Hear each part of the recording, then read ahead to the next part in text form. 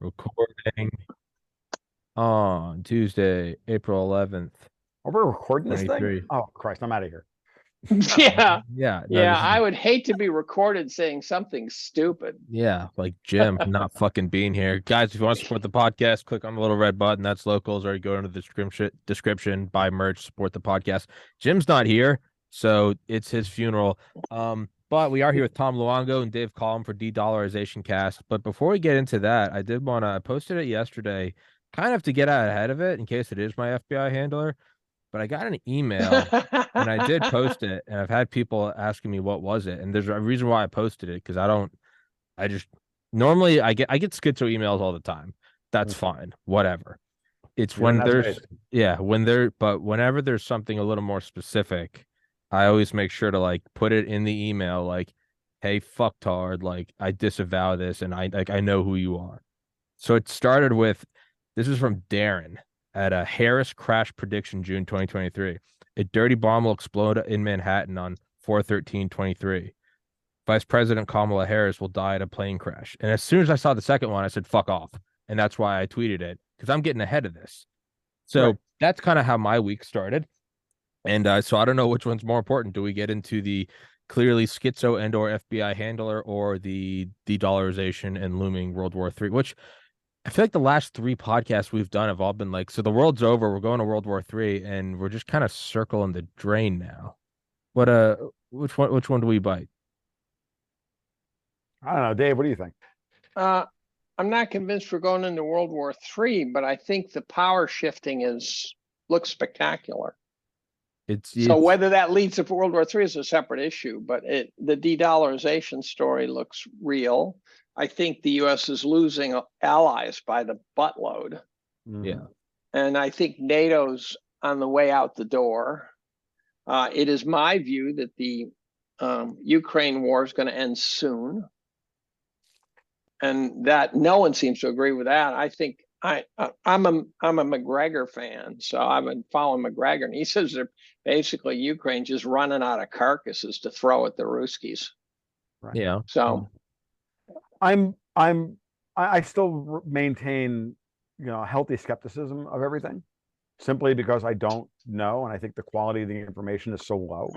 But I think the leak that we saw the other day is telling you which that. one? Which one? Which Well, leak? the one about the prepping happening over in Ukraine, of the DoD stuff that made it out into the world, that John Kirby was like, you can show funny. Oh my God, It's not true, and don't listen to it. Right. right. I read I try to limit how much Russian and or Ukrainian propaganda I take in anymore for a variety of reasons on both sides of the equation. But I was reading, I don't know if you guys read Big Surge over on Substack, and he's one of the better Russian, for lack of a better term, commentators, because he's usually pretty balanced about things. And I think that his analysis generally, even though I salt it to taste, of course, I think his analysis of whether the leaks were real or not, I think is spot on, because they would have said different things. And if this was a disinformation campaign that NATO was putting out in order to sucker the Russians into overestimating their ability to continue to wage war, these leaks would have had different material in them. But the picture that's been painted, I think, is one that is consistent with a lot of the things that Colonel McGregor has said and others have said, which is that the Ukrainians are running out of bodies. When you factor that in with what Martin Armstrong's been saying behind the scenes, as in, i.e., in his private blogs, that NATO is clearly just telling Zelensky, hold on until the end of the year, because that's when NATO is going to come in for real. That tracks with what we're seeing from these leaks as well. And here's another thing to think about, which is that, my God, is the Pentagon really that out of touch with how much about what's actually going on the ground? How bad is their OSINT, right? How bad is their, how little information do they really have about what Ukraine's capabilities are? Are they taking everything the Ukrainians tell them at face value? And that's a scary thought. Yeah, I don't believe that, though. I think don't the really either, Pentagon. but Dave, I got to throw this stuff out there and ask. I know. Again, it's like how much of this do you want or not want to believe in at this point. There's so little good information. What the hell are you supposed to think? So if McGregor's right, there's no way Ukraine survives till the end of the year. Right. McGregor's projections are where my several months from now. There's even, I think, already hints that that Zelensky's wiggling his way towards the negotiating table because he's gonna die if he doesn't. Mm-hmm. So, I mean, yeah, I tend to not. I think the Pentagon's evil and they are retarded, but I don't think they're stupid. I don't buy any idea that that's letting them off the hook to say that they're having a fast one pulled over them. Well, presumably McGregor's sources are also in the Pentagon. So, right. We would hope, right? We would hope that is the case. Right. But again, and I don't mean to impugn anybody's honor or integrity or anything else, but again, what do we actually know? What do we not know? What we know is that I see it this way, and it's the same thing that's been going on for months. The Russians are very happy to grind out Ukraine's ability to wage war. Yeah. I mean, and are they willing to pay a significant price to get that done? Yes. Is it enough for the crazed neocons to think that they're winning in the long run? That's another good question, because these people are just as delusional as everybody else. So, I maintain that this is exactly the same thing it's been since the February 25th of last year. It's a war of attrition. Yeah. I mean, and it's a war of attrition being fought on multiple fronts, guys, not just militarily, but financially, politically, and everything else. Yeah, but I also think the evidence that I think the evidence that the Russians misjudged the determination of NATO at the start looks good. Yeah. So I think the Ruskies thought they could go and give someone a black eye, and we'll go, oh, never mind, that's no fun anymore, and we'd go to the negotiating table, and we didn't. So in that sense, Putin got suckered a little bit. Sure, fair enough. I think when we blew up the Kerch Bridge and when we blew up the pipeline, it got very real. And Putin said, "Okay, we're in a real war now." Yeah. And I don't think there's any evidence whatsoever that Russia's military is in any way incompetent. Yeah, but I think they're fighting the war a way a lot of people in the West don't think they should fight the war. And I think that's exactly right. That's exactly right. Yeah, but I mean, we also did just come out of a 20-year quagmire. So I don't think rational thought necessarily applies. We're like, what are they doing? There's nothing to gain there. And it's like, there's no quagmire. Why are they there? What are they doing there? Are they just going to throw trillions of dollars at it? Like the Russians' current account surplus in 2022 was its highest ever. They have control over the marginal barrel of oil and therefore the price of oil. If the Russians underestimated NATO's resolve to fight this war on the ground or support the Ukrainians militarily, we underestimated the resiliency of the Russian economy and the Russian leadership to manage the war economically. Yeah. And countries to affiliate with Putin. Exactly. Absolutely. And I've been maintaining this as a talking point for years. And I mean going back to Syria intervention by the Russians in October of 2015, that this was the first time a major power told the United States no on the world stage. And all of a sudden, the rest of the world stood up and went, they just told the US no. Yeah.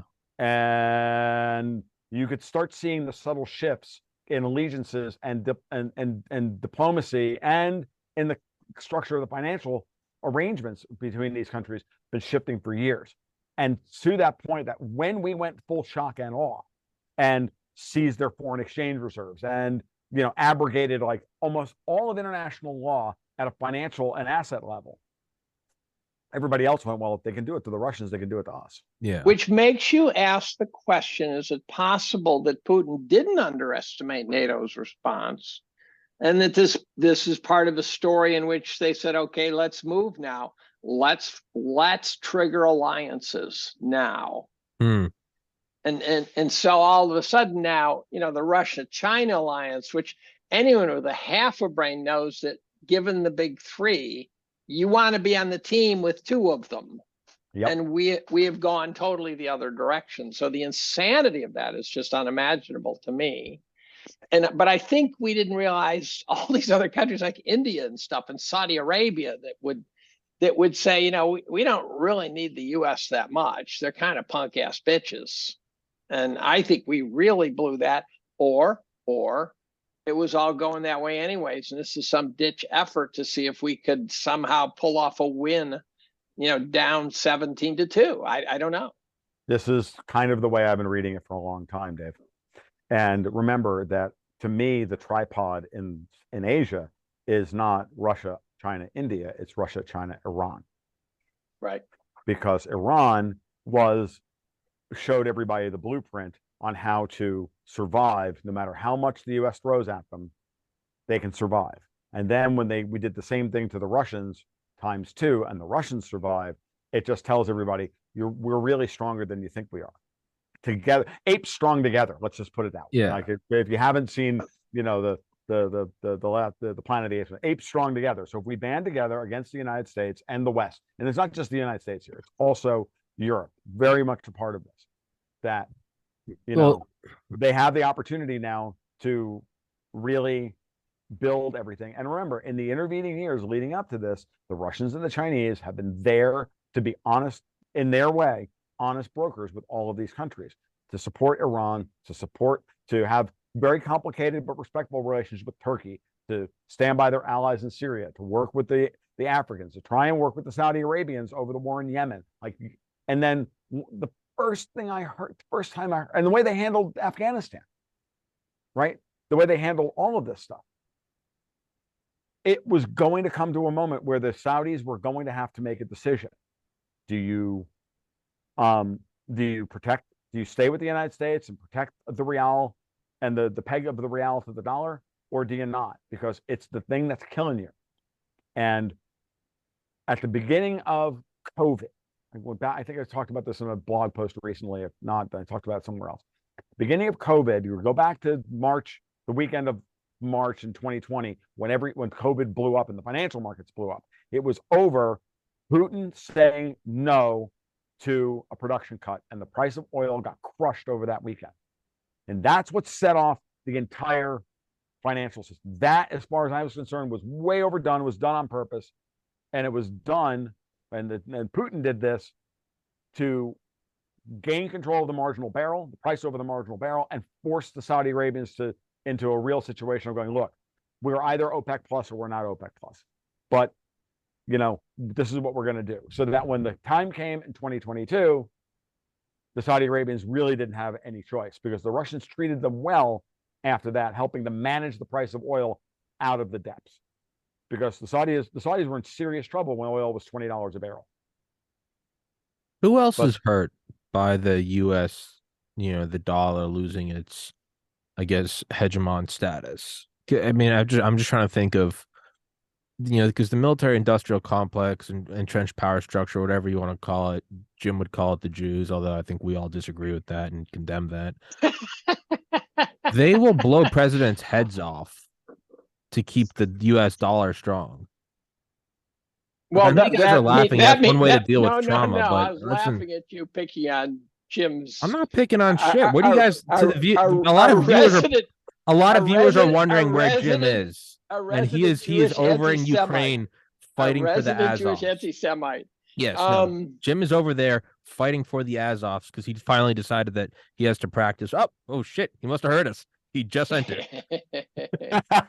Did he really? Did he? He literally just entered. How are you? It says James a coward. Is that what that says? James a coward. James Coward Kunstler. James, your ears must be burning. I just dropped the first insult on you. He realized that his career was on the rocks if he didn't show up. That was impressive. Yeah. That was actually that almost seems like shitty comedic timing. Like I think maybe he people was watching listening probably on the think we- live feed. I Maybe think he was people listening watching on the probably live think that was feed. planned. The That wasn't walls planned. have ears. Yeah, no, you Yeah, just I came in. know. That was impressive. I immediately threw some anti-Semite views on you, and you just popped in like a fucking Throw your genius. cell phone into the toilet there, That Tom. was What, you call me a Jew or something? No, I Jew said that. hater, a Jew Yeah, hater. I am one. yeah. It's I Yeah. know, which makes it all the more interesting. But my point is, this is like, so we were saying like the dollar losing its status, like the military-industrial complex, like historically. Well, I mean, they'll kill anyone, they'll bomb anyone who even threatens its power. What? Why is it just seemingly sliding away? Is it that it's really just they're emptied and they're hollowed out and we're watching it die? Or are they trying to pull other people in? Are they letting it go down for almost kind of FDR, allegedly, putting a bunch of ships in Pearl Harbor? Are you axing me? Right, see, this is the open question to all of us. Yeah, yeah. He was in the middle of asking that question when you popped in, Jim. Yeah. Just yeah. FYI. When you rudely popped in late because we were all here on time. Yeah. Yeah. Asshole. I think it's like the shoplifters in the major cities where they all of a sudden they realize the smash and grab can be done without repercussion. Yeah, I guess my logic is like, are we trying to pull in other countries who also have an interest in the US dollar staying strong? Are we trying to be like, we're all in this together, sort of like you said earlier, Dave, about Putin triggering alliances? Are we doing the same thing? Are we? Who are our allies? Let's ask that I don't know. question. That's what I'm asking then. Who else has an interest in the US dollar Taiwan, staying powerful? Taiwan, All right. Japan. I forget the strength of the dollar. That's complicated, but I think Japan certainly has a vested interest in U.S. itself staying strong. Yep. Right. I think even in counterintuitively, even I hate that this is going to sound weird to you, but even the Russians do. Because look, the Russians don't want to be China's big. Let's not. Yeah, they're not stupid. They're happy to be. They're happy to work with the Chinese, and they're happy to build an alliance that's necessary in order to, because Russia's, of the major players at the table, Russia is in many ways can be viewed as the weakest of the four major power centers: Russia, China, the EU, and the United States, arguably, at least from a particular point of view. So for the Russians to survive, the last thing they want is a disorderly dissolution of the United States. So this has been my argument for a while about why there's a fundamental split between what Europe wants and what the United States wants, right? At a financial level. The United States, I think, is willing to defend the dollar global reserve standard up to a point. But when you can't do so anymore, and when you're at debt saturation, as Caitlin Long said to me the other day when we were chatting on our podcast, it's like the balance sheet doesn't matter until the balance sheet matters. And the balance sheet matters the minute you hit debt saturation. And we hit debt saturation a few years ago. And so now and the Chinese understand this, the Russians understand it. And I think the Fed and the money center banks in Wall Street understand this. But clearly, debt saturation in the United States is also a weapon to be used against it, to destabilize it, and it creates a limit of its projection of its ability to project power. And this is why I'm very, very leery of the way we've been going about things, and why I keep calling the Biden administration a bunch of vandals, because I just don't see how any of this policy of trying to stoke a war with the Russians and or stoke a war with the Chinese is in our best interest, other than as a cover story for the collapse of the existing monetary system. It doesn't make any sense otherwise. Yeah. No, and that doesn't serve America's interests, because we have outs. Europe doesn't. So who's calling the shots? If you look at Biden's inner circle, there's no one there qualified to be making these big calls. Who's making this call? I think it's back to Tom's. It's WEF versus Wall Street. It's going back to the old freaking colonial powers in Europe who were scared deathless of losing control of they've already lost control of the dollar. They used to own it through LIBOR. They don't anymore. So this is what I'm I saw this tweet the other day, and this is what's making me kind of wonder what the bigger picture is. When Mike Pompeo goes and visits Ukraine and he's like Slava Ukraini, all the the faggoty talking points, then he tweets the other day, the best way to respond to China's provocation is to recognize Taiwan as the free and sovereign country it is, never give an inch. Now, technically, I do agree because I think China's fake and gay, but the fact that he's tweeting this now, it kind of seems like let's get the public talking points out there. And I think we've all said before, in addition to the Ukraine flag, will soon be the Taiwan flag. They're starting to lay the groundwork of not only is Russia bad, but Russia, China now bad. I think they're gonna conveniently tie COVID back to China.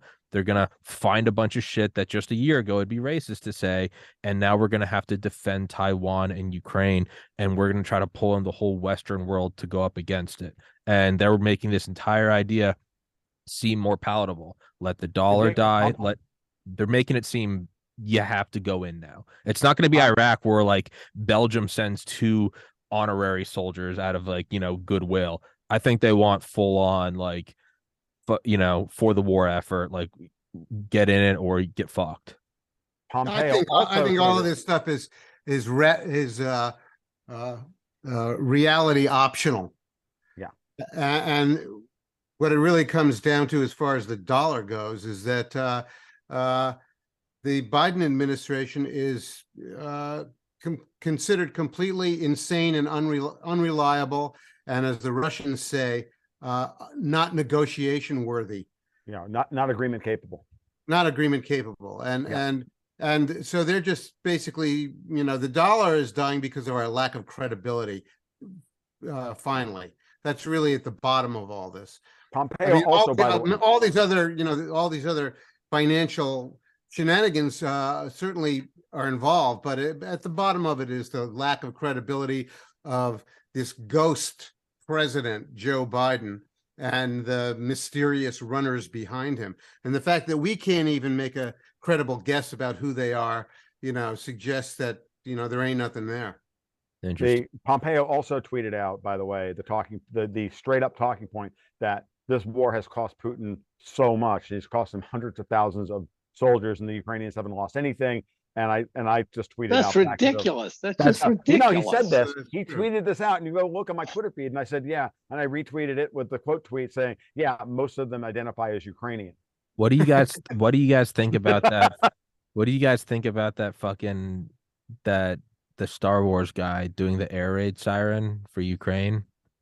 Mark Hamill. Mark Hamill. Did he do that? He did. Mark's such a shitlib. It's not even funny. I mean, he's a total fucktard. But I mean, he recorded a new air raid siren for like Kyiv or something, and it's like it's literally something like the Empire is coming, and when it's over, it says "May the Force be with you." And you just have a bunch of soy boys in America just being like, "This is just like the movies. We're actually fighting." It's just showbiz. No, it's just showbiz, and let's not forget Disney owns Star Wars now, so that's why Mark is who he is. He's always been this person, and the older he gets, he just betrays himself as an old boomer. I don't offense to the boomers in the audience because you guys are awesome. Him, he's getting paid. I don't fault him. Yeah. But I mean, just he is who he is. No, I mean, in terms of this anyway, symptom of what is going on. Shit at this point. I mean, it's just woke. It's woke showbiz. But that's what I mean. But that's how you start to see it now. Is like the mask isn't even on. It's like we're fighting the bad guys. Like this is just like the movies. But this has been going on for a long time, though. So the fact that everyone in Hollywood has been to Kyiv at one time or another, it underscores the absurdity of the fact that we call it Kyiv and not Kiev, like we've called it for fucking exactly. All right, and how many Y's are there on Zelensky? And is it the Ukraine or Ukraine? And there's so many things that. All right, April 11th, 2023. Taking bets now. When does Dylan Mulvaney go to Kiev or Kiev? When does he go? And fucking he becomes president of Kyiv president of Ukraine in June. How long until he goes there and gets sponsored by Raytheon? I have a better question for y'all. Yeah, which actually matters more than everything else. All right. How long until MI6 tries to kill Putin again? They probably are trying. No, I mean for real. No, for real. I mean that's probably why he's just going balls in. It's just like I'm at the end of the line. Well, if they kill him, they get Medvedev. who's probably much more of a hard ass than Well, that's what they Putin. want. Yeah, but Yeah, didn't we that's the figure that problem. out in the Cold War that the Because whole that way they know the Russians will matter. go off half cocked, and then they can justify whatever they want to do. It's what they've been trying. They've been the Brits and the friggin' American neocons of the Peter Zeihan stripe have been trying to goad the fucking Russians into doing something dumb for a year now, like and paint a false flag because lying us into war is a time honored presidential tradition, as as scripted by MI6. Like this is the way this shit works. Yeah. Like, and Well, look, we're in some kind of the only one like stopping this because he sees it like 100, a mile away. we're in some kind of fog of chaos right now. But my idea would be that Putin is going to wrap up this Ukraine operation sooner rather than later, probably before June. And when he does, it's going to really disorder American minds in government. And it's going to change the whole picture. They will not be able to pretend missed the anymore. first- Mud is back. I mean, now we have the spring thaw. There's not going to be there's no tank war now. They're gonna wrap up. Zelensky has to lose everything at Bakhmut. Well, there's also And then no it's over. tanks left. There's no tanks left in know, Ukraine either. but- So Jim, the first 10 minutes we hit the question of whether or not this And- war is going to end sooner or later. A and- lot of people talk about this lasting for years now. I see weeks, months, Yeah, maybe. I'm not going to let you pull a fast one, Jim. Of all the months you chose one of 2 months that begins with the syllable Jew. You chose June. And I'm just not going to. Those spins out, Subtle. right?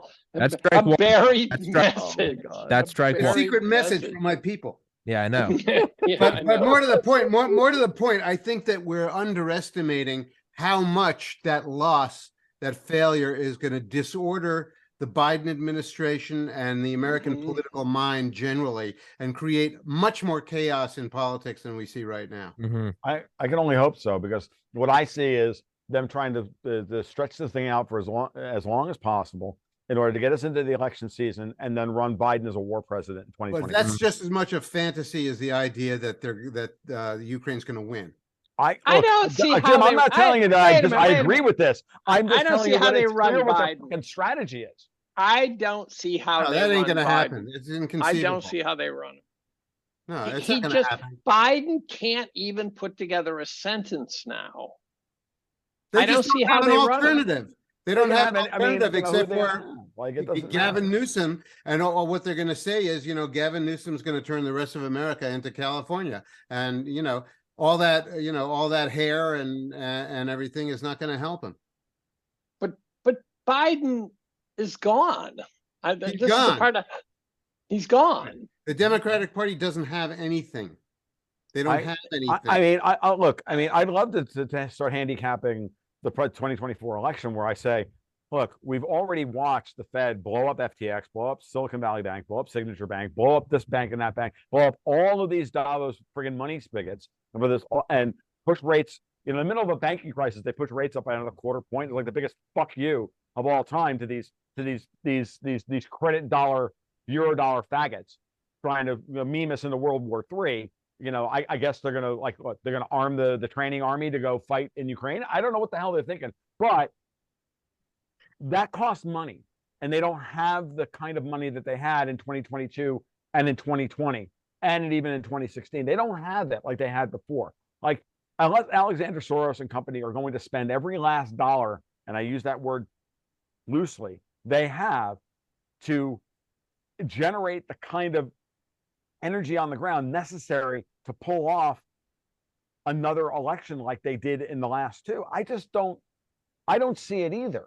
What I see is, there's no energy there.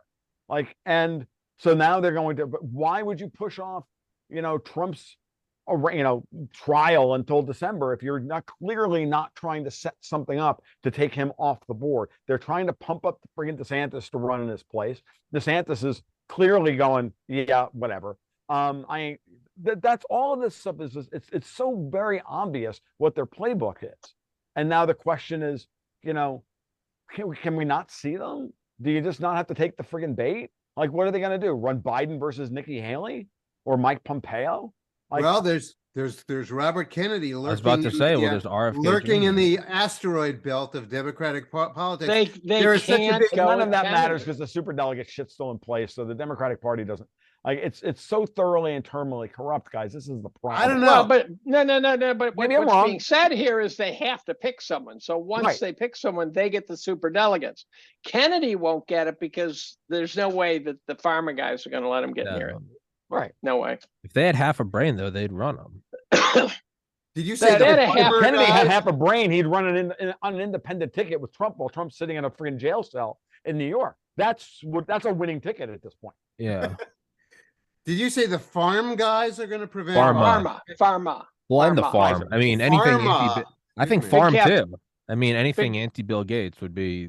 They're not going to let it happen. I don't know that they have that much power to. I think that things are going kind of non-linear and emergent now, and I wouldn't rule anything out. Yeah, I don't. You're right. I don't also, know. I tried to make this point in a recent blog.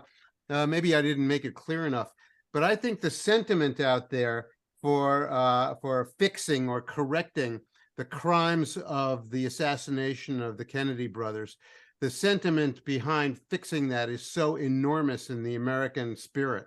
Or Well, that's true. That sentiment alone could overcome a lot of the fuckery that is basically running the Democratic Party right now. And I was on a Zoom call with him one day, and he goes right to the hoop with that shit. Fuck He yeah. doesn't pull back at all on that As stuff. well as you should.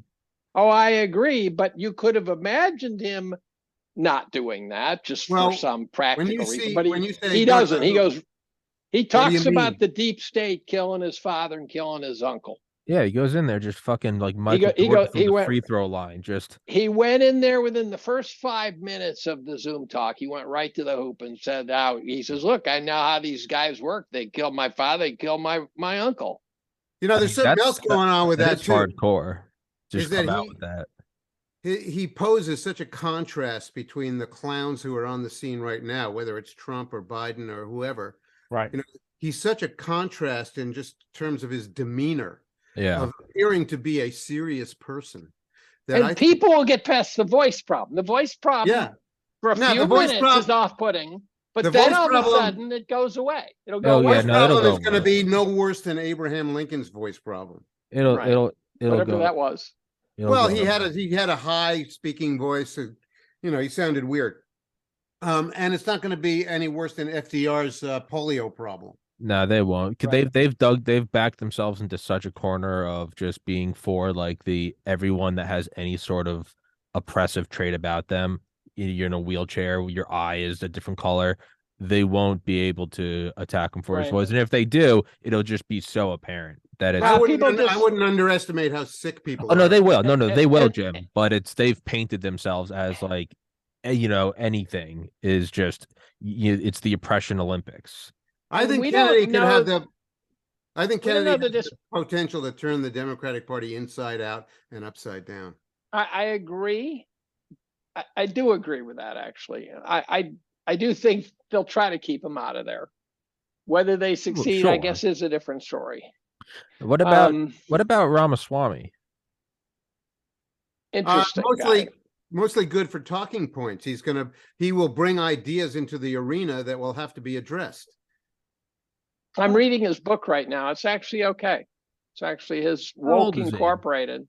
He's not that much he older looks than me, I young. don't think. Yeah. His problem is he's just too young right now. Not legally. I mean, he can. No, Not I legally, know but- I know what you mean. He's Maybe- he's too young and untested. He hasn't really been in politics. Maybe he's teeing up for a ticket, for being on the ticket.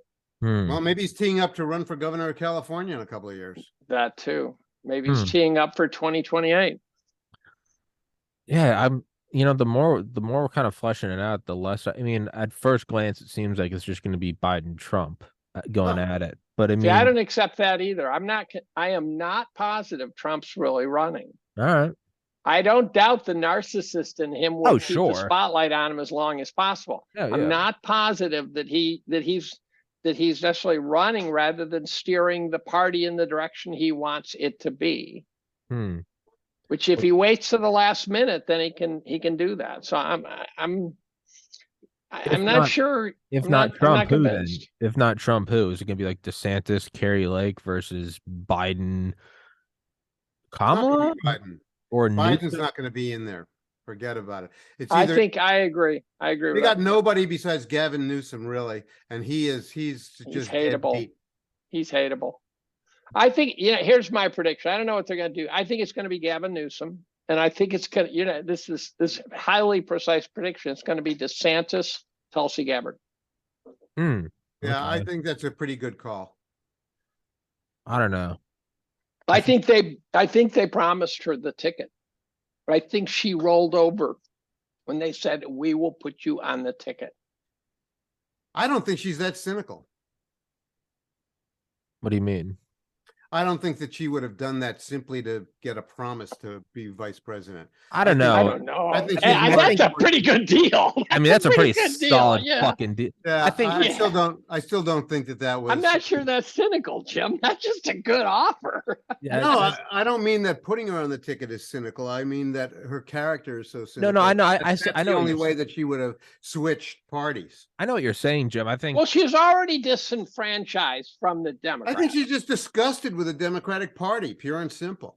But it was a quick transition. She Eh, went from smacking of not liking the Democrats to full Fox News Tucker Carlson. she went who from are we talking about now? getting- Tulsi or She Carrie? went from getting Gabbard, fucked Gabbard. around in the primaries.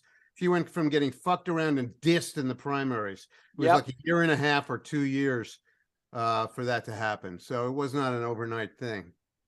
No, but there was a phase change.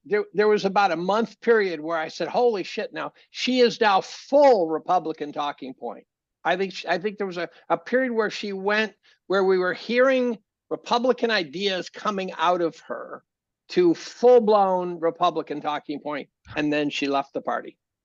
So I saw something happen. I thought I picked up something happening. To what Jim said earlier, it's not that. No, I understand what you're saying about not being cynical. I think there's also just a realistic thing that I think we all have to understand. Anyone running for office, no matter how much we like to project our own, That's a compromise. our own idealistic, we all see the people we want to see, right? Anyone running for office inherently is after power to some extent, unless you have a once in a lifetime George Washington motherfucker who just wanted to jerk off in his cabin for the rest of his days, and they're like, "Will you be king?" And he's like, "I'll meet you halfway. I'll be president." Unless you have that, anyone running for office wants power. There's a difference between wanting power and being ready for power. Sometimes history just calls you to a position. And sometimes people realize that history is calling them to a position. To some extent, I think that's happening to Robert Kennedy right now. He was he had faded into kind of environmental nobodydom for more than a decade. He was considered to be the bad boy Kennedy brother who was a junkie and, couldn't manage himself. He had a terrible marriage with a wife who committed suicide. It was a bad picture and a kind of a tragic picture, but all of a sudden, he's done this thing with the COVID pandemic and kind of become not only become heroic in his image, but he's done heroic things, Right. in the service of this crisis. And I think that to some extent, history has called on him a little bit, more than a little bit.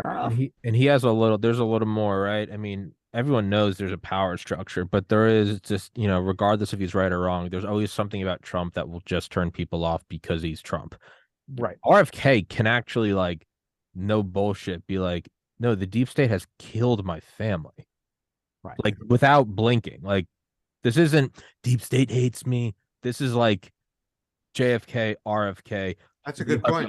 Sirhan, like, and direct things changed after that. We scaled up Vietnam. LBJ came in. Like, very real things happened with that. Like, that is at the core of all conspiracies. And it's really funny. I think I'm sorry I missed it. Some of that I had to deal with. That was a phone call I had to take.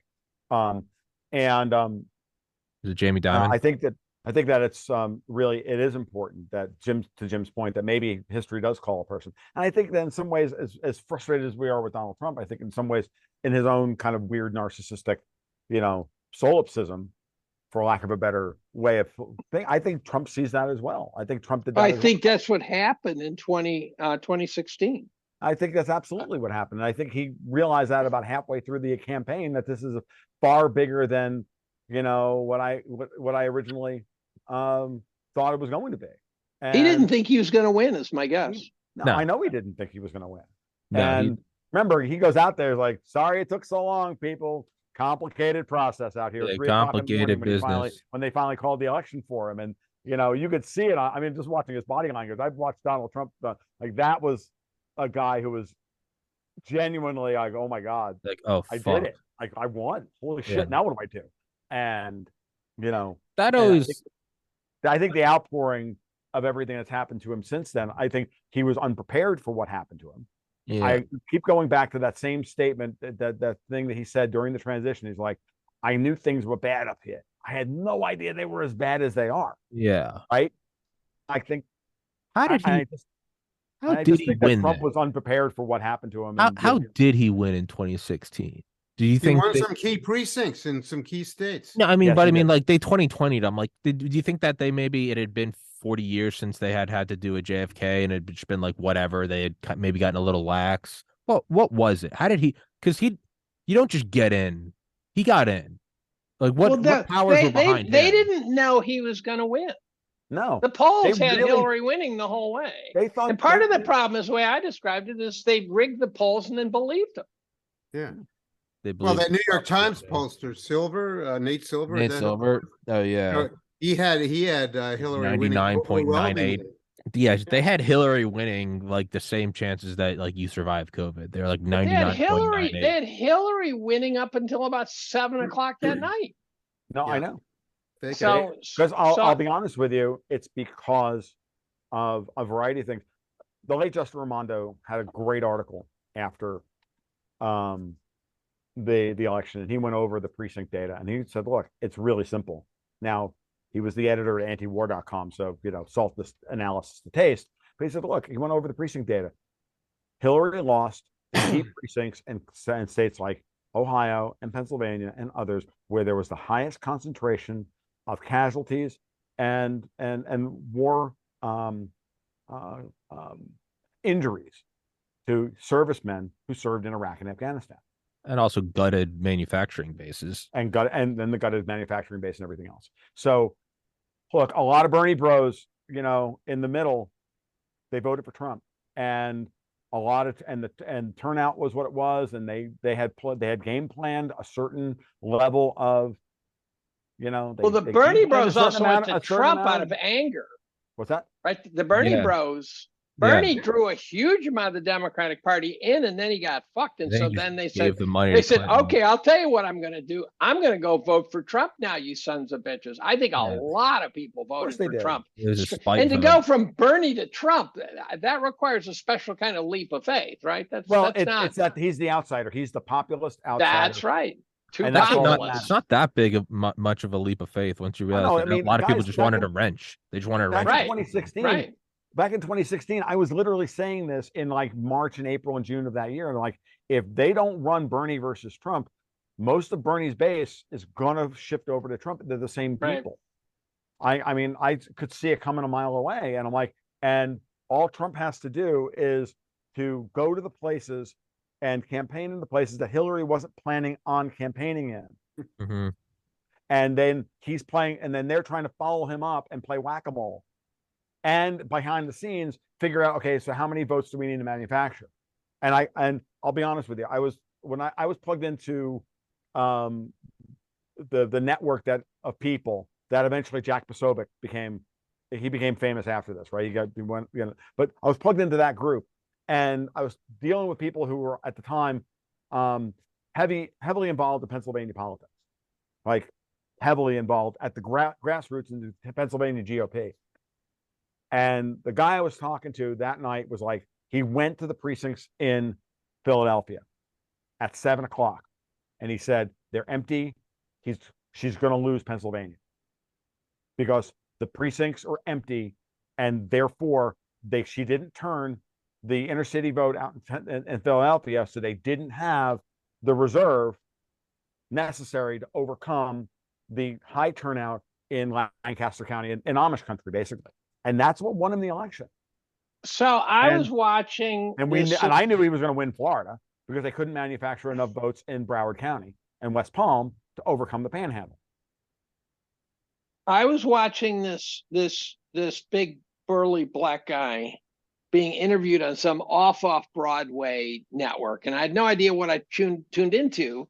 And he was talking about Trump, and he says, "Forget the package. Look at what the hell he's saying." And I'm going, and this is when I first realized that there was a left to right shift going on in the black community. Yes. And by the way, I can't say for sure. I don't know what it's like to be black, but I suspect if I was black, at this point, I'd be a little tired of being told I can't function because I'm black.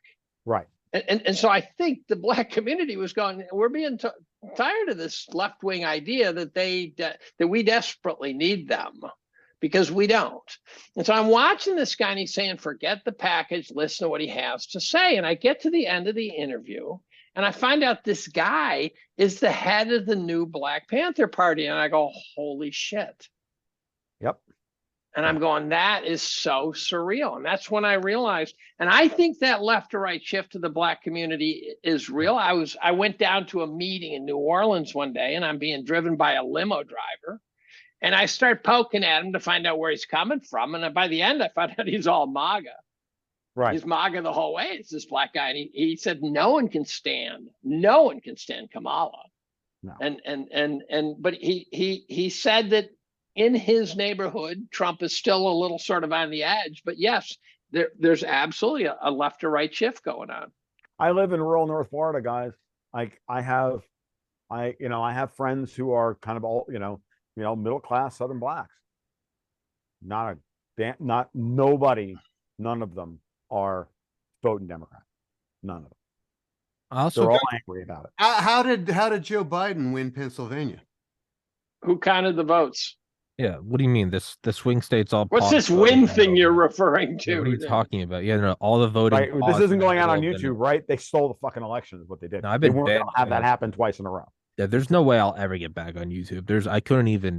I don't think a team of lawyers could get me back on. I made one random comment about the election in an interview I did with Jay Taylor a couple weeks ago, and they struck the video off of YouTube. Yeah, no, there's no. But this is an interesting kind of outcome now. So we're talking about how they won the election. So now you have Rumble, which has grown like 5,000% in the last year. You have Elon buying Twitter. I mean, that's not nothing, right? Your modes of communication that's the first thing that goes down in a war. And if this is an information war, there are now these parallel modes of communication where you can't strike down a video of people putting up posters to block out the windows of the poll counting places, or people saying like, hey, why are they bringing in ballots? This has been flagged as misinformation. It can't be retweeted or responded to. Like that's not nothing, that the modes of communication are parallel and are becoming more resilient on their own. Like that ain't nothing. No, it's not, but I think we're losing though. We may be, and I'll be honest with you, I still don't trust an Substack. Optimist. So. And I still, by the way, I still don't trust Substack. I still think that Substack and Parler and the rest of them are all yet another. You need some rich guy to buy these outlets, right? Mm-hmm. They're not going to buy YouTube because Google already owned. Yeah, right. But it's a matter of YouTube is now a matter of national security. They'll never let anybody buy that. No. Right, and you could buy the entire social media empire with pocket change. Well, and so formerly pocket change at 0% interest rates. At 5%, well, that's a different story. It's getting expensive now. Yeah, getting expensive. It's also getting expensive to maintain control over. I think they'll commandeer the various channels as they need to. And by the way, if you're CEO of a channel and the deep state says, look, you can work with us or you can work against us, the pragmatic side of you is going to probably choose to play in the sandbox with the guys who won't promise not to beat the shit out of you. But there's also there's a going for broke, I don't know, spirit in the air that is started in 2016, continued to 2020, and is, I mean, really just getting thicker now. You have guys like RFK who are running. Like Elon Musk isn't stupid. He knows what buying Twitter entails. You have these things picking up steam of where it's no longer like, hey, I'm just going to go along to get along. Because you're looking around and you're going, there's nothing to get along with. There's trannies twerking in front of toddlers, and we're sending our myocarditis-ridden tranny soldiers to die in Ukraine. Like, what am I going? I just saw a meme yesterday and said new dystopia like lingo dropped, and it's calling fentanyl dealers drug workers. Like, there's nothing I to saw that. there's nothing to That's go so impressive. along to get along with anymore. By the way, Dylan Mulvaney, the social justice warrior who defended her decision to use him as the pitch person. He has my vote. He has my vote. Just want to... Well, it's a she or whatever. It's a fucking woman monster. No. I'm talking about the woman who masterminded it. Not Dylan Mulvaney. The Budweiser executive. The Budweiser executive. And what I loved about it is she said that she decided that Budweiser was too narrow a focus on basically, old white guys or something. And she said, we need to broaden our base. And she said she wanted to do it authentically. And I'm going, so you went with transgender to get authenticity? Yeah, that's a huge market sector too, isn't it? Well, not just the word authentic gets a little sketchy pretty fast too. Yeah. How long? Well, now, there you go, Dave. You're just thinking like an old white guy. What the hell's wrong with you? No. But let's do a hat tip to Dylan Mulvaney, because that guy, he's getting paid. Woman or whatever. Oh my God! I fucking respect the grift, man. Oh, that was a great grift. He's getting money. But it's not just that. About a year ago, he crafted this plan. This is all crafted. This was a master plan from the start. This is not some grassroots things where he was out there fritting around doing weird shit. And someone said, hey, look at that guy. They planned it. They orchestrated this whole thing. Dude, I tip my hat. He's getting paid. He gets a hat tip out of me. That's just, the internet is full of grifters, and that's one of the good ones. I mean, Greta Thunberg, roll over, move over, Greta. Yeah. The grift has changed. Dylan's getting fucking paid. And how long? And I don't know. I guess we're already not on YouTube, but I mean, like within a couple days of like the shooting, like, and they came out and they said trans people are under attack. How long until some gun company goes woke and like posthumously sponsors like that bitch that shot up the school? Like, how long until Bushmaster like posthumously sponsors like the school shooter? I'm waiting for the manifesto. That could be. Well, what do you suppose might be in that? I don't know. But the fact that they're not releasing it tells you that's probably exactly. On the other hand, there's something going on here. Let me give you an example. I think we're being teed up to fail at times too. So, for example, Damar Hamlin for a week was not in sight, and there were sightings of him where you never saw his face. A completely rational individual would say, "That's not him. That's a body double. The guy's dead." And then all of a sudden he does, and then he finally shows up, and I'm going, we got teed up for failure on that one. That's a good point. It really did look like Damar Hamlin was not showing his face in public, and they were faking it. That's a great point. So then the question is, how many times were we being propped up? So eventually you go, I don't believe anything anymore. I'm going to go play golf, right?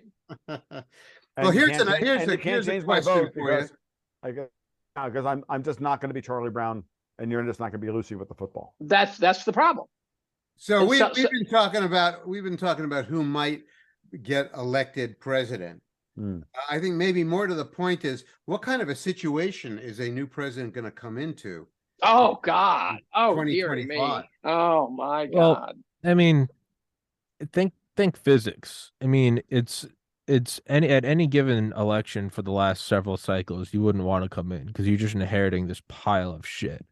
But it's also at this sort of going for broke stage where anyone with half a brain can put their ear to the ground and be like, dude, we are drifting so far to one direction that it's either you inherit the biggest steaming pile of shit ever, or you just can kind of fire from the... It might be that like 2016 Trump persona is going to be more widely accepted now because you have to take out a small loan to get eggs. Like, it's so far in one direction that you might actually just have to come out and just kind of be like, yeah, no, fuck it. Like, we're just going to, we're going to reduce inflation. We're going to shut down the border and stop foreign wars. And like, people might actually be open to that. I think I think people are open to that. I don't think that's even the issue. The question is, how much are we being gaslit? Look, dude, I'm at the point now where I don't believe that the markets are real. Why do I believe the election statistics are real? Why do I believe anything that I see is real? Right? Why do I believe Russian death statistics out of Ukraine or Ukrainian death statistics? I don't believe any of it because it's all a lie and it's all a grift, right? So it's all this manufactured reality shit. And, we're all just in the Truman Show, or worse, we're all in, and the Truman Show is just downstream of, it's all just a Philip K. Dickian nightmare of false reality. So now the big question is, does everybody just check out and go, you know what? This is what I'm doing. And it's not, and nothing you say is going to change what I think at this point. Because if you cry Russian bear enough times, or you cry wolf enough times, eventually people just check out. And like there's no amount of changing anything. And then they just produce whatever polls they want, and then they're going to just produce whatever numbers they want. Like, the reality is if we all do that, then they just will effectively cancel the election. I have a feeling that the thing that we're going to be facing around that time is going to be a level of disorder that would be unimaginable today. And that one big feature of it is that either the electric grid is going to be down or partially down or intermittently down, and or the internet is going to not be working. Yeah, and they'll blame it on Russia. Well, I don't know who they'll blame it on, but it will leave people kind of stranded in their own localities. And they're going to be, I was so impressed when I drove to Washington this week to go to my aunt's memorial service. I had to drive down because I couldn't really get an Amtrak ticket that worked time-wise. And the airlines wanted to sell me a ticket to Washington, from Albany to Washington, that involved 5-hour layovers in places like Detroit. So I had to drive. And I drove down through this just fantastic supernatural conurbation of concrete, steel, and shit that runs from the top of New Jersey to Washington, D.C. Yep. And I just realized this is a kind of situation, a kind of living arrangement. And I've said this for 25 years, but now it's really clear. This is a kind of living arrangement that's not going to survive any disruptions. No, it's going to be really, truly badly fucked. And we're talking about what, 50 million people or 75 million, 100 million people living in that corridor, whatever it is. The I-95 corridor from New York to DC is insane. And every other corridor in the country, including, the Chicago to Milwaukee corridor and the Dallas to other places corridor and the West Coast corridor. They're all going to be fucked in the same way. And, I can just see that amounting to a de facto crack up of the country. It's not going to have to be a rearrangement of boundaries or even a political dispute. It'll just be a very deeply practical problem. Mm-hmm. I look, and to that point, Jim, I've been, I keep looking at this saying, okay, well, this is clearly somebody's plan. Yeah. And that's the point this is the part that I look at and I just like, okay, this is what you think you're going to do to us? Like, Powell, please raise the interest rates to 7%. Let's bankrupt the ECB and stop the shit. Because that's all that needs to happen. I mean, it's because seriously, like, this is not tough. These people are all living on borrowed time and they're all living on borrowed money. And, this is not difficult. Like, how are we supposed to believe that we have, like, it's a false reality that falls apart very quickly once you realize that they're all over to the hilt. Like, it's not that hard. And every day I sit here and I'm like, guys don't realize this. Like, right below me, like behind this, I have my browser window up with the 3-month SOFR futures curve, like literally open on my desk and on constant refresh, just watching the markets move and going, these markets don't make any freaking sense. Everything is mispriced. And, we could do this cast next month, right? And we probably will. Oh my gosh. Talking about, a complete and utter banking collapse in Europe because we're that close to it. And then what are you dealing with? I mean, and how much do you think any of this, and we might be talking about the war in Ukraine is effectively over, but they're going to now morph it into a different theater. Like, war doesn't have to be in Ukraine between NATO and Russia, even though that's what we're clearly like putting material on the border and calling people. Like, we're doing all of this stuff, but like any number of things can happen in the next 2 to 3 months. And like the big question is, there's clearly pushback occurring within the power structure. The question is, who has the upper hand? That's what we don't know. And kind of projecting out a year and a half from now through an entire election cycle, knowing full well that we're going to be presented with every bad distraction and every terrible outcome that we could possibly think of, short of potentially nuclear war. Like, it's all going to be thrown at us. Yeah. No, it's the final wave. Like, there's like playing, I love the video game Sandstorm Insurgency, where you're just like in like basically like an Alamo type building, and there's like a wave of guys with RPGs, there's a wave of guys with LMGs, there's a wave of like snipers, you have suicide bomber waves, and then the final wave, it goes, everyone's coming, and it's just everything. We're going to the final wave, and the thing about the final wave is like you win or you Leroy Jenkins. No, we're going Leroy Jenkins, and it's either we're going for fucking victory. We're either going for fucking victory where one guy survives and everyone's in the comment, they're like fucking Chad, or it's just like everyone gets disintegrated and it's like we'll try next time. We're going into the final wave. The simple fact that I could sit on a 4-way podcast with Dave Collum of all people and have him quote me a fucking WoW meme is hilarious. Hey, Leroy Jenkins. I remember watching the Leroy Jenkins video when it came out. No, see, I picked it up off Zero Hedge. I picked it up off Zero Hedge. Like, you have no idea. I have a little Leroy Jenkins. Leroy is immortalized in the WoW Minis game. What's her percentage? With a chicken in one hand and a friggin' bastard sword. 33.333 repeating apart. So let me recommend something for Twitter. You Twitter files. I have a Twitter list that's just entertainment. And they're just the stuff that's just mindless stuff. So I've got a number of really great meme sites. I've got Boston Terrier videos, and I've got brutal fights, right? And at late at night, when I'm spent, I go to my entertainment site and I just scroll through and just memes and kittens and guys beating the crap out of each other and IHOP and stuff like that. And the Babylon Bee, and I booted the Onion. They weren't worth it, and I keep it down to a lean and mean, nothing but hysterical shit, laughing my ass off. My wife going, "What are you laughing at?" And I go, "Too complicated to tell you. I got my headphones on." I recommend you do that. I recommend, and the meme sites are phenomenal.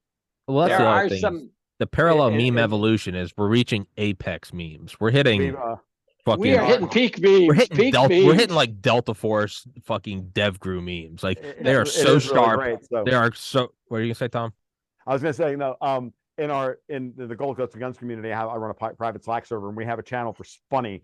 It's called Funny Sith, and it is literally just a meme channel, and it's hilarious. And you see some of that stuff pop up in my Twitter feed because that's where the best ones come from. Because it's just this. Imagine having like 1,500 people like dropping memes in a channel all day long of some of the most raucous shit you can. Oh, it's great. And if you're a blogger, which I am the annual blogger, and you guys are the weekly or daily bloggers, but if you're a blogger, these memes are precious. These are so good for filler, right? They're so goddamn funny. But there's a truth, but there's also real truth. Oh no, that's what makes them phenomenal. That's what makes them so. I wish I'd thought of that. Holy. They're so perfect, but to me, when you see a meme and it is so ruthless and it's like objective truth and it spreads like wild, to me that gives me hope that when you see a meme travel that far and that fast, it's exactly what you're thinking. That means that that's what everyone's thinking. Yeah. So like the groundswell is real. They just have a very effective propaganda machine over the whole thing to make you feel alone. But when do the days of retribution start? Legally, I think I have to say I don't condone that. So have you not been watching the videos out of France?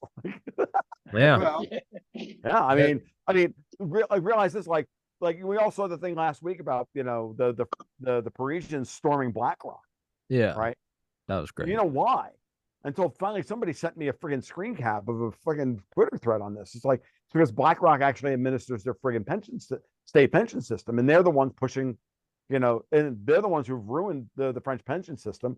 BlackRock's about to go tits up, and these people are like, we're not protesting because you want to raise the retirement age from 62 to 64. We're angry that you're doing this to bail out BlackRock because they mismanaged our fucking pensions, and we want BlackRock taken out. The other place you can see the effect of bad decision making is San Francisco. Mm-hmm. If you look at San Francisco's headed for Gary, Indiana country, right? And what used to be quite an amazing city is just a shithole. Yeah. And I think somehow that will become an important symbolism for what the hell Gavin has Newsom, happened. For Gavin Right. Newsom, for sure. Right. You can't run away from that. Yeah, I mean, there's that video the other day of like a woman just like fucking OD'd on fentanyl giving birth on a sidewalk. Oh God. Like, I mean, dude, the truth is like Hey, wait a minute. That was my mother you're talking about. well, she's a Dave, beautiful, seriously, wow, beautiful, long lived. She's a beautiful woman, Dave. She's fertile. Yeah, she She's is fertile. The beautiful soul. Yeah, a Yeah. beautiful soul. But no, that is I think there's gonna be a breaking point where like we're gonna keep going in this direction. Like it's gonna get wilder. Like we're gonna have trans species soon. Like this summer, we'll probably have people coming out identifying as like leopards or some shit, and then they're gonna start like combining DNA, and it's not gonna be enough to take estrogen or testosterone. But there's gonna be weird shit where people are getting like body modifications as gills and stuff. Like we're gonna keep going to some biblical. So we're gonna go to Orphan Black. We're going to some like biblical Black? damned territory. Seriously. Well, what is it? That's like body mod. All that shit was in Orphan Black, which is a show about clones. Yeah, no, we haven't reached the end yet. But I think once we do reach the end, there is going to be a whiplash in the opposite direction that's going to be frightening. Yeah. Like it's I mean, it's going to be like Gordon Gekko is going to be the new thing. And it's going to be like kids getting beat up again on the playground because like they have two dads or some shit. And like I'm not even for that. I'm just saying like that's the way it's going. Well, the other thing's going to be, first of all, let me express with greatest sympathy to the people who actually think they're transgender, because your life really has to be pretty wretched to have that problem, right? Whatever that problem is, your life's got to be wretched. And so it's hard enough to be some teenager with self-doubts and hormones raging through your system without thinking at that level. Right. And but we're going to then have a generation in which we have a ton of people who have done the Matt Walsh thing and lopped off the body parts. And I do think, with incredibly rare exceptions, which I'm willing to concede they do exist, we're going to have people going, what did I do? And by the way, mom and dad, why did you let me do it? And I think Walsh's argument, which is a good one, is that we're doing this gigantic experiment. By the way, I think also having kids in middle school wearing dresses and then sort of going through that phase. This is not like I'm a lesbian as a sophomore in my sorority, which we all say, yeah, of course. Yeah, you went through your sophomore lesbian sophomore phase. Right. And the guys are going, I get it. I like to do that part too, with the chick. So I get it. This is going to be people who are going to leave sort of a trail that's going to be worse than wearing bell bottoms. Right. It's going to be, you're not going to look back and say, oh, geez, those are embarrassing looking in retrospect. There's going to be damage done, and there's going to be a ton of it. Yeah, and it's going to go two ways. You're either going to have people snap back in the opposite direction and be like, I'm not going to let my kids make this mistake. Or sadly, I think you're just going to see them go off the deep end. I think you're probably just going to see an epidemic of suicide. They're going to be like, what? I agree with you. Well, that's why I think the suicide is it. Yeah. Yeah. I think that's what it's going to be. This is why it's very important that we retain, in the midst of all of this frustration, at where it's being directed from. And that's where our anger, we know this is a directed I don't thing. know where it's coming from. That's the Well, part of it $1,000,000 is question. just a natural reaction against the chaos that's been engendered, right? It's a natural, when people are under a lot of stress and they don't know what to do and they don't feel in any way that they have any power, calling out, I hate to say this, but calling out as a cry of attention. This is one of the ways that happens. So we have to just remind ourselves that we have to keep our empathy towards all of this. Keep your humanity. That's right. No. The people who are in the middle of this shitstorm, it's important to remember that they are, no matter how you cut it, victims. They're either victims of their own biochemistry saying you're the wrong gender, right, to victims of an activist world that's convinced them they're the wrong gender. So it's an entire spectrum. Walsh has it right, although he's been battling so hard that he also is now very coarse and aggressive. Of course. And so I think, but he does express this. He says, you're looking for something. The problem is you're not going to find it there. Right. You're not going to find it there. And there's this great Rogan podcast with Michael Schellenberger. I highly recommend. Rogan's podcasts are 3 hours long. He's talking to a Navy SEAL. I couldn't care less. But Schellenberger and Rogan went for 3 straight hours, and it was just hot topic after hot topic. And Schellenberger said that at one point someone said, that what they're looking for, what someone's looking for is this, they're looking for their soul. So in a world that used to be filled with religion, it's now filled with causes and stuff.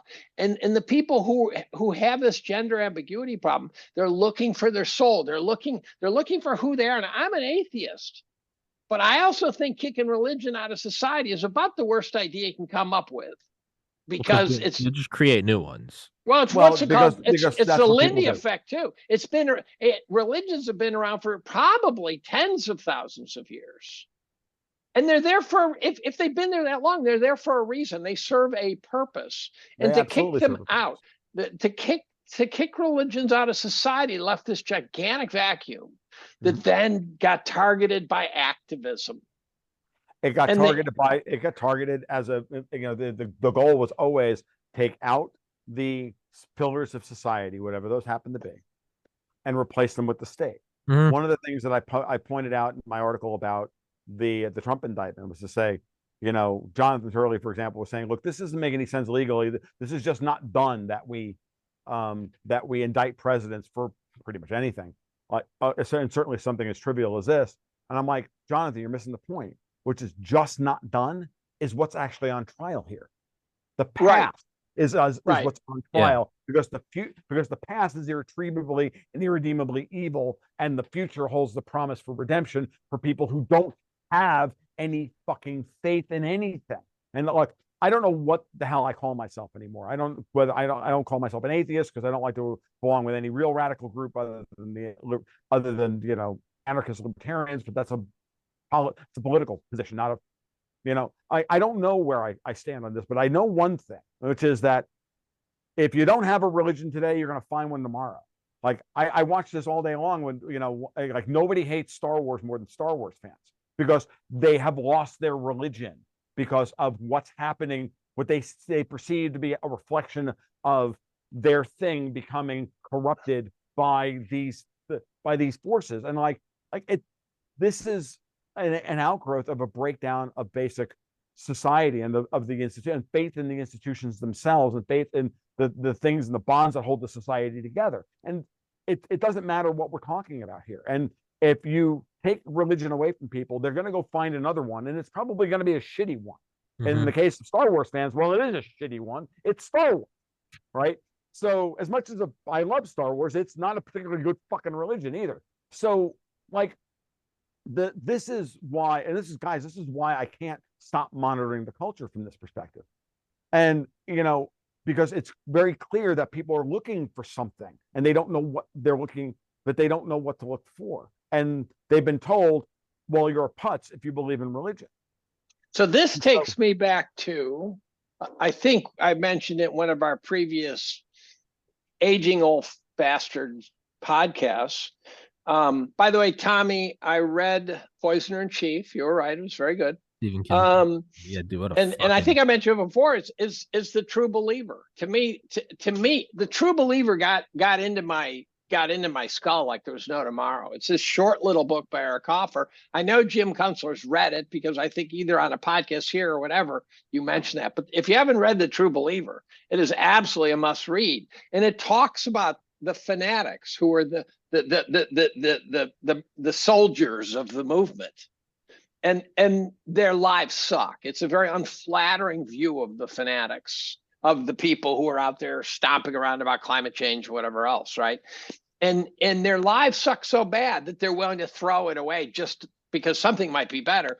But also they're willing to do it because now they have a sense of purpose. They're part of, Donald Trump is making me miserable. Therefore, I'm part of this big anti-Donald Trump movement, and I'm therefore a better person. And I now have an excuse for being miserable, whereas before it was just because I fucked everything up in my life.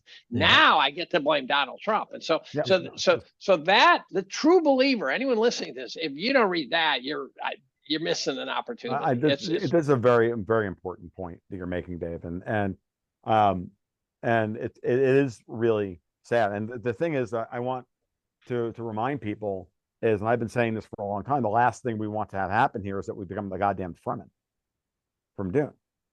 Because what happens then is, and this is part of what's been unleashed,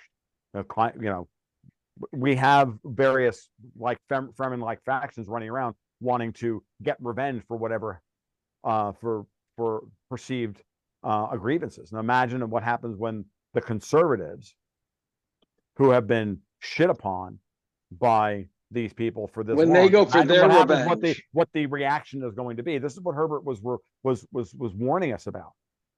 And remember, the Dune doesn't end at the end of the first movie. The first book. It doesn't end until the end of Children of Dune, after the Fremen have moved like a scourge across the galaxy and killed tens of billions of people, and wiping out the old power structure. Like, this is very, very important. And the society is then in chaos for, well, not the society, for thousands of years after that. And we don't want to go there. We want to retain our humanity, and we want to retain our empathy for our enemies. And this is, I hate, it's important that we do that, because we have to hold out hope that people can be redeemed, and people can bring themselves back from the brink, and you have to leave yourself open to this. I said the day after Donald Trump got elected, I'm like, I'm going to walk into my friendly local gaming shop in Gainesville, all shit libs, run by shit libs, and I had to go in and be generous because I knew that they were hurting. Sure, and like, as much as like I shit on them and call them dirty commies and stuff, like, out of respect for the people that have been genocided, you have to not denounce the others as animals. You might look at them and go, why should I give them any respect? I'm not saying you do. You have to look at the people who have been slaughtered by the hundreds of millions and go, do not denounce them as others, as insects, as bugs, as animals, as unhuman, because that is the first step. And as much as you might hate them, it really is like, we are being divided against one another. I know that's not some novel new idea. But thank God I'm 32 right now. If I was like 14 right now, holy shit, I was retarded. I'm still retarded. I can't imagine being 14. Who's to say I wouldn't chop my balls off and been like, I'm searching for something. Like, I didn't know what I wanted. I had no idea what I wanted. And you throw out religion, but then you still do the same religious things. You search for a higher ideal that's greater than you, that you can sacrifice yourself to, and that even if you die, your value and your effort still mean something. That is religion. And most people still have that. And there are a small group of demons at the top who are pitting us against one another. And it's, keep your empathy, keep your humanity. And be willing. Can I at least put in the exception that, can we take out Fauci before we get humane? Yes, no, that's great. No, there are some people. I'm in the South. There are some people that I'm with you. You know the phrase down here, and I'm not allowed to say it. There's some people just need killing. Yeah, well, again, legally Tommy's podcast. I talked to a does not endorse mobster who once said that. He said some people deserve. I asked him if he was involved in a hit, very gently, and he said, "Let me just say this." He says, "This is so, you know." He says some people deserve to die, and I'm going, "Yeah, I'm with you." Yeah. But I don't, but at the same time, like, yeah, but the cycle of violence doesn't end unless you believe that there's some other mechanism by which for them to get their just desserts. Yeah. Now, interesting. Doug Murray got in my head about a month ago when he was doing a podcast, and he says justice is really just thinly veiled vengeance, right? He says when people say justice, they mean vengeance, and then he proceeded to say that vengeance is a very, very ugly human trait. And I have the vengeance gene in me. I definitely have that guy deserves I am 1/8 Sicilian. Yeah, right. That's enough. That's I don't enough. need to say anything else. That's at this right. point. Yeah, it's like salt. You just need a little. But I have that reach in me. I've got, my brother has it. It's frontier justice, right? You hang horse thieves. There's a little voice in my head that says that guy ought to eat and die. But right? but the cycle, it's never perfectly 1-to-1. Somebody Somebody gets vengeance that maybe they deserve jail for life, but someone goes too far and kills them, and now all of a sudden their son is going, I grew up without a dad. And they go, well, your dad was a bad guy. And you go, you took my dad.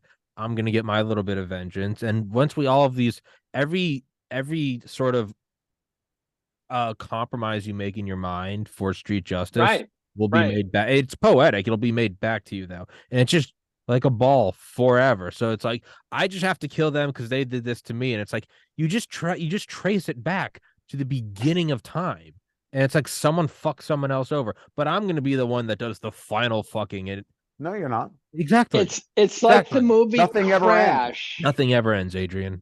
Remember the movie Crash? Crash was a brilliant movie because it showed these people and you saw their dark side. Then all of a sudden you saw the crosses they were all bearing. Did you see the movie Crash? Is that the movie? Matt Dillon.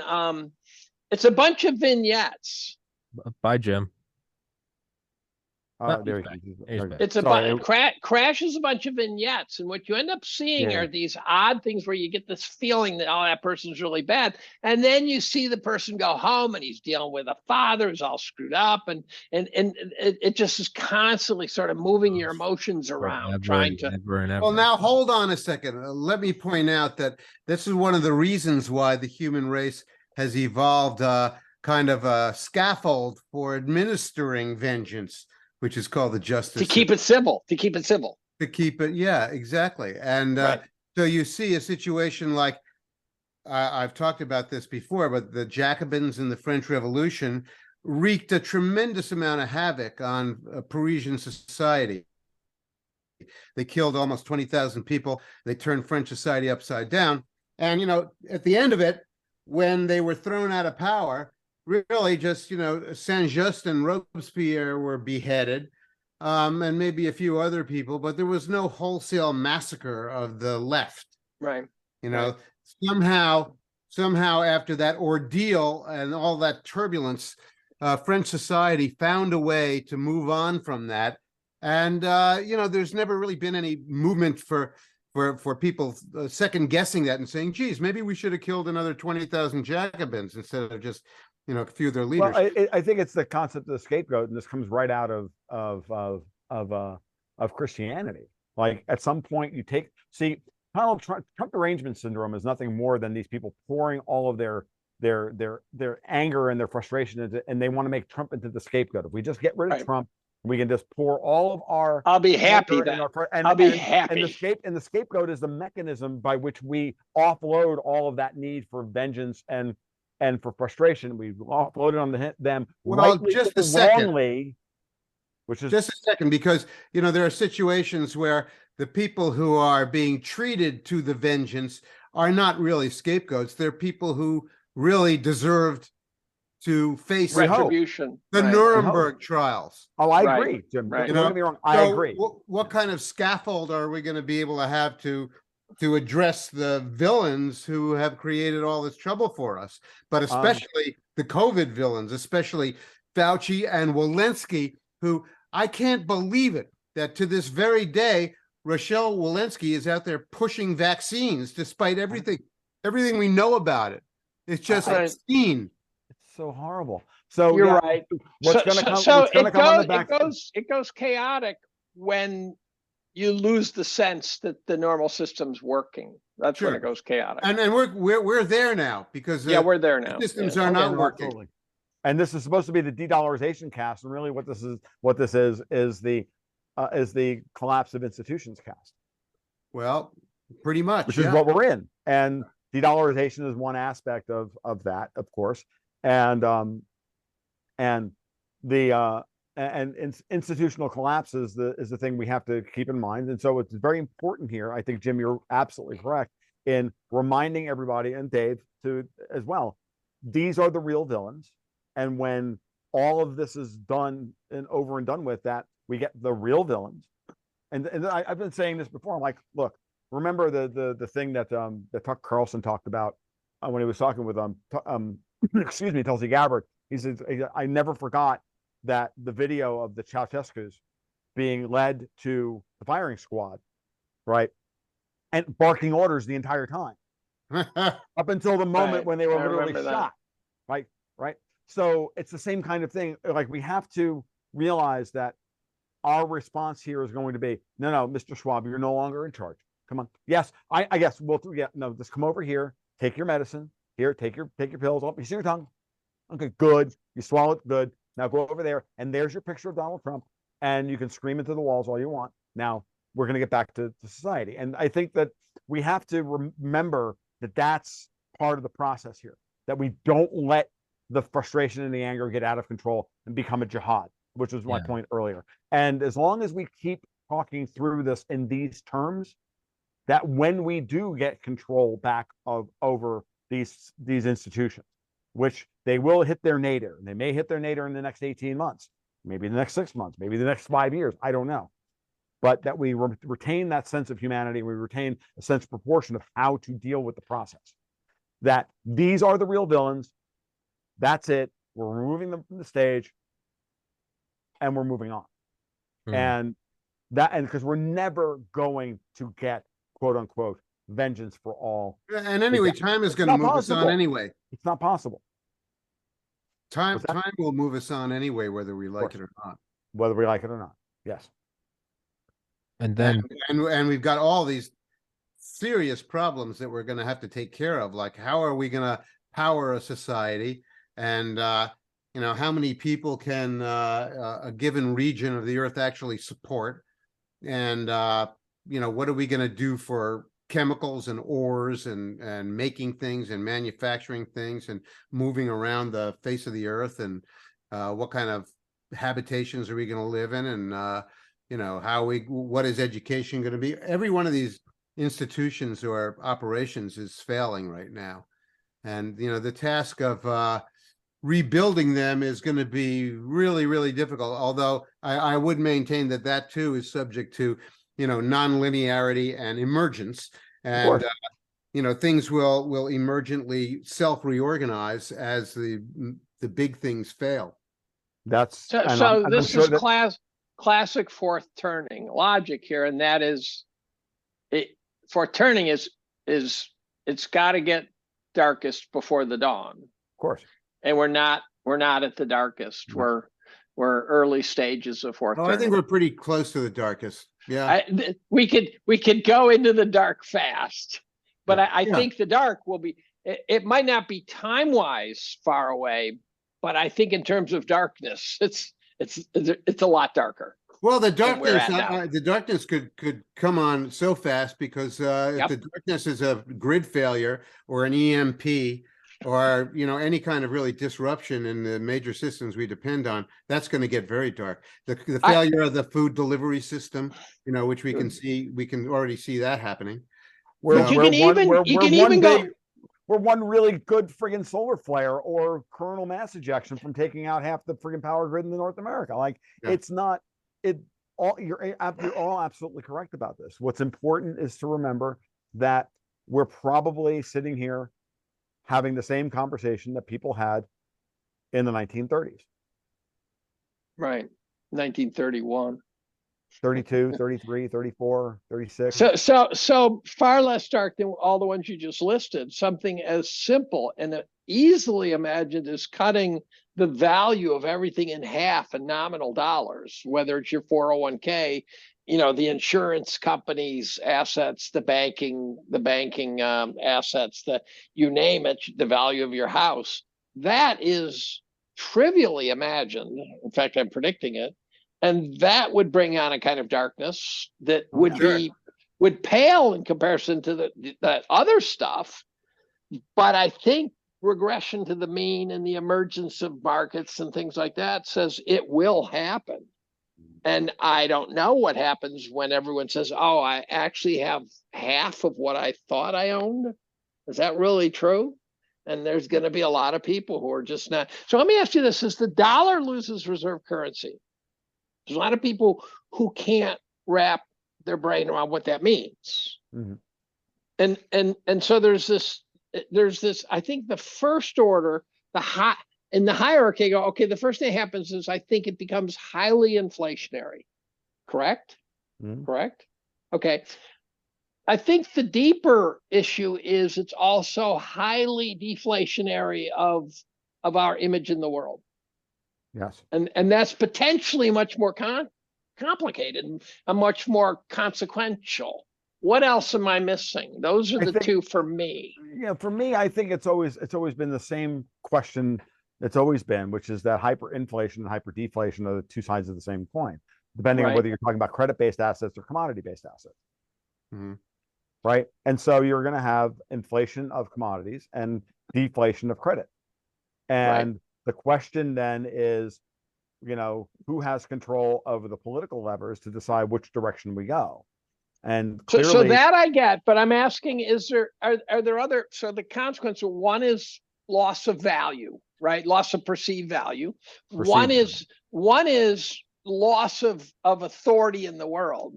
What else am I missing? Well, there's an enormous effect on trade, and whether or not, when people stop paying for things like ore and grain with dollars, all of a sudden, all of the supply lines in the world change, and things go to different places and stop going to the places they have been going to. So you have supply line disruption then. Yeah, tremendous supply, because all these trade settlements are made in dollars. Right. And that is part of the situation. I think the biggest thing we should be worried about is what we're really all worried about is a credit collapse, because valuations are all based on after 15 years at the zero bound, or 13 to 15 years at the zero bound, that we feel like that the valuations of of everything we think we own are based upon an inflated sense of credit, and inflated value, so imputed value. So now there's going to be a rebalancing. So the question is there going to be a continuation of the same capital flow towards those who have the ability to use credit to their advantage versus those who need commodities? Okay, well, I'd say no, because I think that as those things. Just let me finish this real quick. And that I think the thing we're worried about is that the same dynamic that's in play today, the same Cantillon effect that's in play today, is going to continue into the future. I think that's very Malthusian thinking. I think that as we get back to normal rate normalization, that there's actually a reverse of the capital flow, and a reverse of the democratization of the value chain, back away from the Cantillon effect of being able to buy back to actually produce wealth. And I think that's the thing that's being fought at every level of the society at this point. And we, stuck in the middle, aren't quite sure what it's going to look like, because look, the people who have gotten very, very fat on this have pushed this to its brink. The opposite, now that the emergent opposite trend is beginning, the transition is going to be very ugly for a lot of people, and they're going to resist that to the nth degree. And are they going to take us to war like they've done in every friggin' situation in the past to cover their sins. Go ahead, John. Well, what you're describing for me is basically, we have a credit system that all of these transactions depend on, and the credit system basically depends on the collateral in the credit system. And you're saying the collateral is going to go bad. That's basically it. The debt collateral is going to go bad, and it's going And to a lot of and collateral. There will be a hierarchy of collateral that is based on how abstracted it is from true capital, how distant it is from real commodity capital. Yes. And I think that's what will determine where it flows to afterwards. Which is why I'm betting on east of the international north-south transport corridor as opposed to west, unless the United States, through the resumption of pulling the world away from the zero bound, then decides to start pushing back towards a commodity base. I think we're not going to have any choice but to recommoditize the monetary system. I don't think there's a choice. But it's important to remember that we're generally well educated.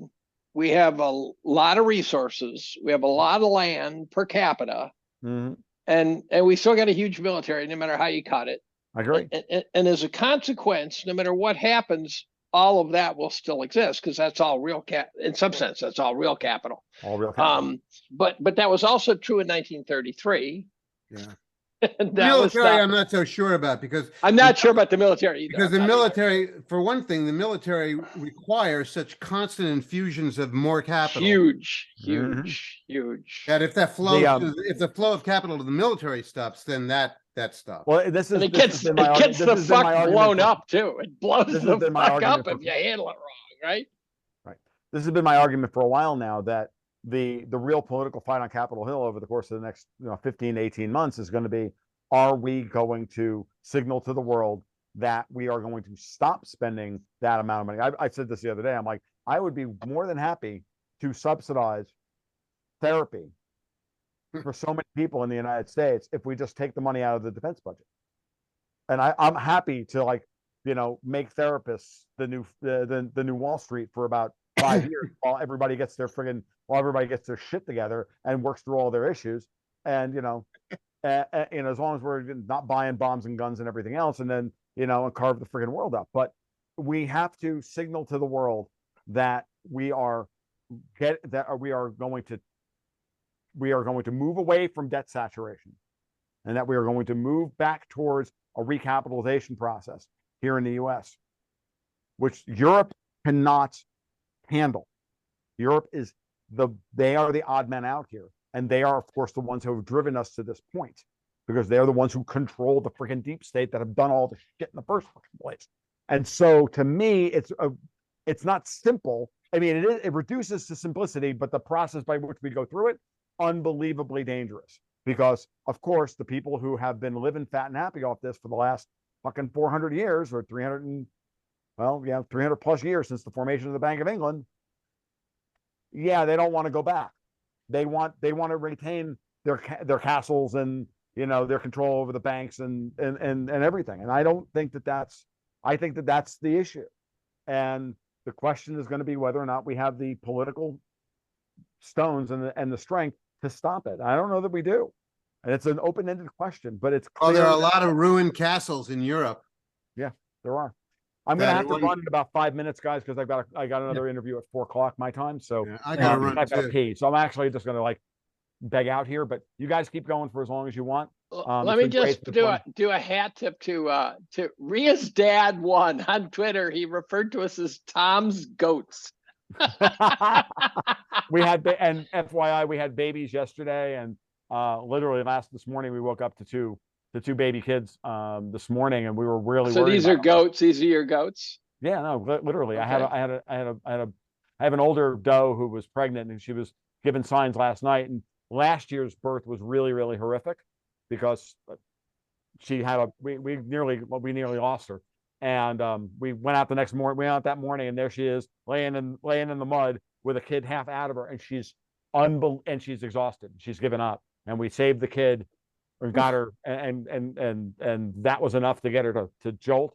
And so last night we were literally laying in the shelter with her, waiting for her to give birth. And about 10:30 last night, we're like, she's not going to have kids tonight. And then we woke up this morning and she gave birth to both of them and there were no problems. So, Oh, hey, I'm not a religious man, but sometimes the universe provides. So that's beautiful. Although I do So- think it's a bold move that you admitted to fucking your goats on this podcast, but yeah, whatever. That's right. And he also admitted he doesn't wear adult diapers Yeah. to do the show. Whatever. yeah, no, I got to go pee. So Yeah. All right. we will talk soon, guys. You guys. Well, do hey guys, let's wrap this one up. Thank you everybody for watching. Jim, thank you for keeping your conspiracies about a certain sect of people to a minimum. I always appreciate that. And yeah, till the next one. Yeah, Dylan Mulvaney, he's gonna go meet with Zelensky. I say before May. That's my bets. He's going to replace Zelensky. Oh yeah. If that's the case, then we're in a simulation and I'm just gonna hang myself. So anyways, gentlemen, love talking to y'all. Guys, thank you so much for watching.